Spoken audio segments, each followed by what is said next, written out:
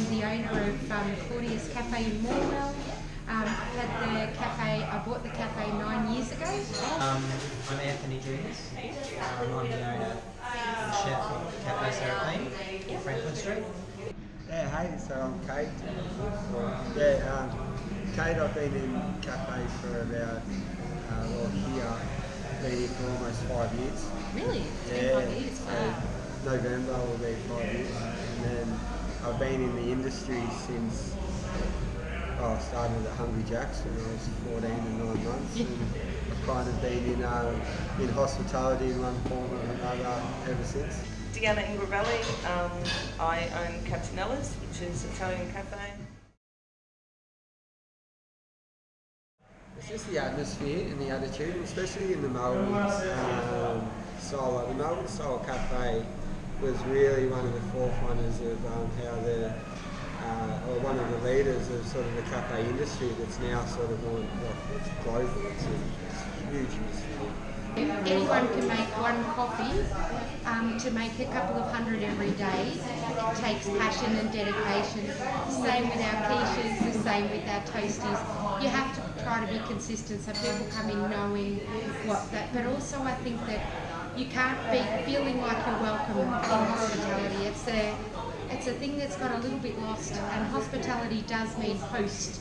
So it's like everyone's coming into my living room, I'll make a fuss of them, and we'll make sure that they know that when they come in here, it's not about the money, it's about, will you have a nice experience here? Will we be kind to you and make you feel like we're looking after you? I did it casually. I was a nurse for 23 years, and so I did both, and I loved. We had hotels in Footscray, and so I nursed 2 days a week, and the rest of the time I was in the hotel. So I've always loved the blend of the two jobs. And then after an incident with a patient, I decided to get out of nursing and decided to go full-time into hospitality. I'm in love with it. It was just, you're just talking to everyone every day. My first love actually in the industry was with coffee, but I never drank coffee before I started. And one of my friends was a barista at the time, and that was back before baristas were even, it was really a well-known word what a barista was. It was sort of right at the start. And he had a real passion for it. I think that's when someone teaches you that's got passion for it, it's really easy to pass that on.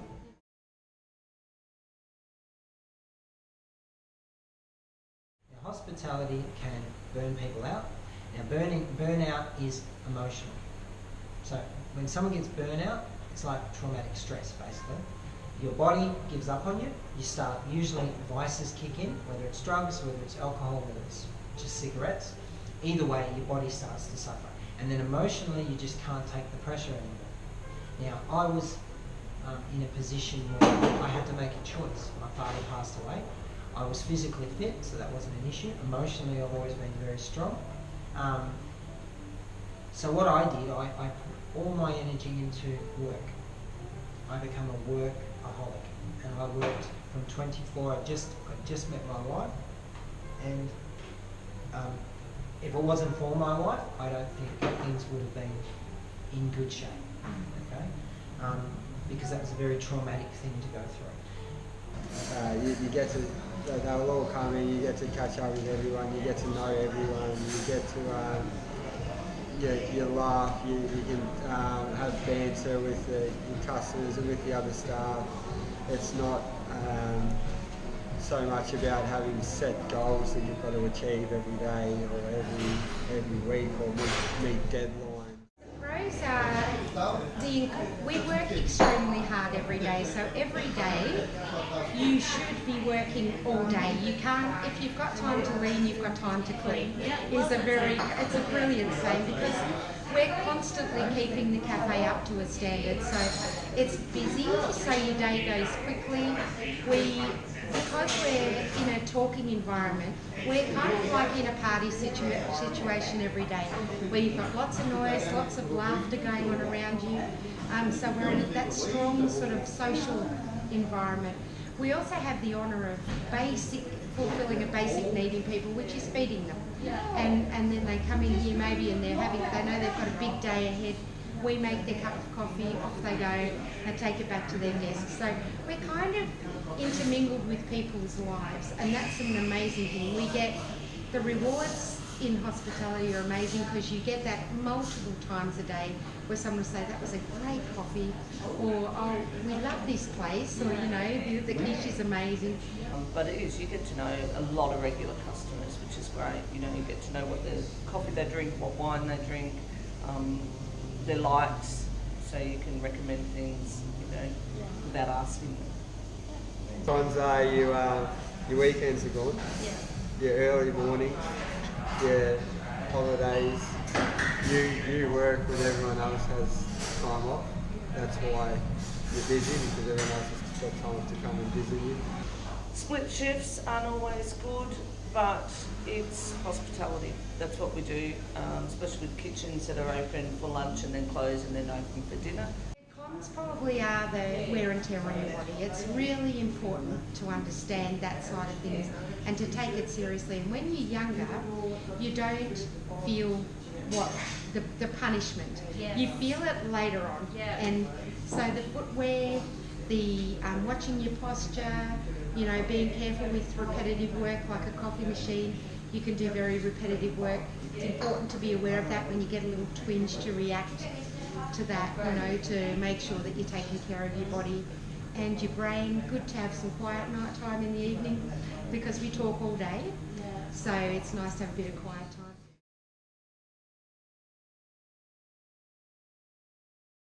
You have to take responsibility for yourself and your own education. I read all the time. When I'm not working, I'm reading. And even it might be even things that I know, but still, it's constantly knowledge. And even if you work in a pub, even if you work in a local cafe, it doesn't matter what you're putting on the plate, whether it's a sandwich or whether it's a filet mignon steak. The same amount of love goes into both. Hospitality in Australia is you can go work the snowfields in Canada. You can go work anywhere like that. It's really easy to. It can take you anywhere. It can take you anywhere. That's it. Requires stamina, and you have to love people. I think is number one. If you're not fond of people, it's the wrong industry to be in. The things that you can't train are work ethic. If you can train it, but people have got it built in that they want to be busy in their day. And for hospitality, you have to enjoy. Yes, it gets tiring, but you have to like the fact that the drinks fridge has been filled, the tables and chairs are all clean. You have to be looking for work constantly. So a work ethic, the honesty without question, because you're dealing with somebody else's till. It's the core fundamentals of this job that you must learn first. You can't run before you can walk. I think everyone should at least do a little bit of time in hospitality, because it's a really good place to enhance your social skills. To get the full benefit of hospitality, to be able to get the opportunities to go overseas, to go to the islands and work in hospitality, to go to the ski resorts and do that, you can do it anywhere. Especially a top barista, very sought after.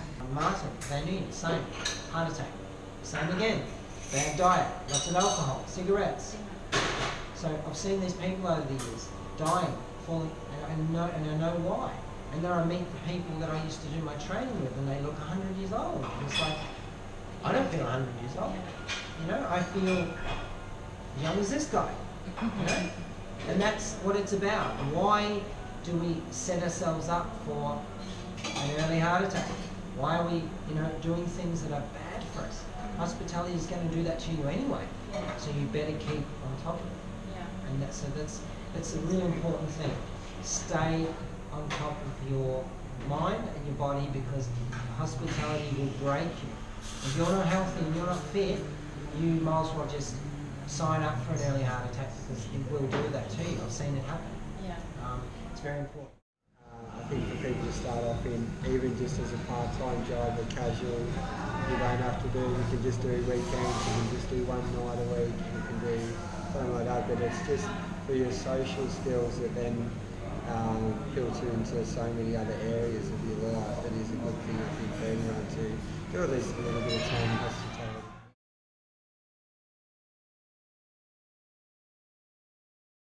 There's a culture at the moment that we're coming out the other end of, where you walked into a cafe, they go, what do you want? They don't make eye contact. There's no service, and the cafe has no atmosphere. It looks red hot, but it's got no atmosphere of bustle and the fact that you're in a vibrant atmosphere. And now that's starting to come back. Their presentation definitely is number one, for them to walk in here, eye contact. What are they doing about it? What are they doing to get the skills? Are they reading books? Are they studying? And you don't learn this off MasterChef, and you don't learn it off TV shows. It just doesn't happen that way. Because when you're in the real field, when you're in the trenches, which I call the trenches in the kitchen, because when it's busy, you realise it isn't as glamorous as it's made out. But if you have the passion for what you're doing, the food and the environment, then you get over that, you get past that. You know, it's like any job, but hospitality is a very demanding industry. And the fallout rate in hospitality has always been very high.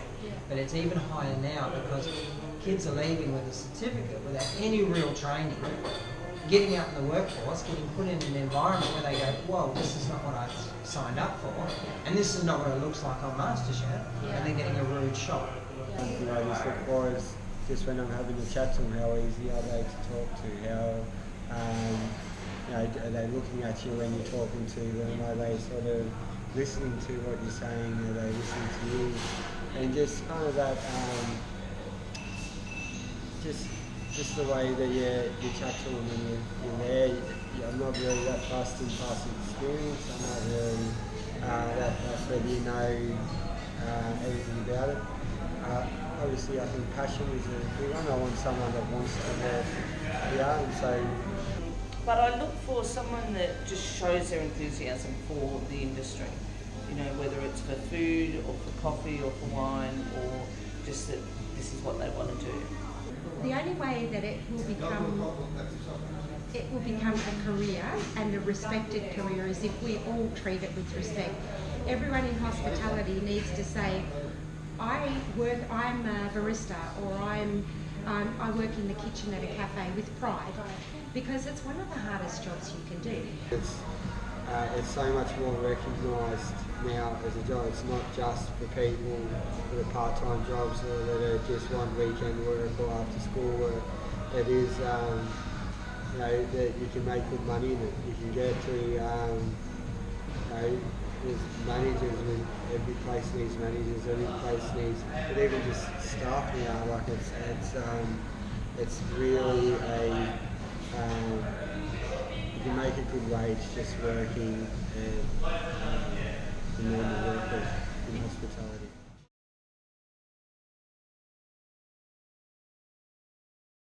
This job is about repetition, repetition, repetition. So the more you work, the better you get in your craft. It's like anything. So as far as health and well-being, you've got to do something other than work. You've got to do something that gives your mind a release, and give your body a release, whether it's walking, whether it's riding your bike, whether it's eating healthy. Chefs have got notoriously bad diets and bad health, bad hearts, everything.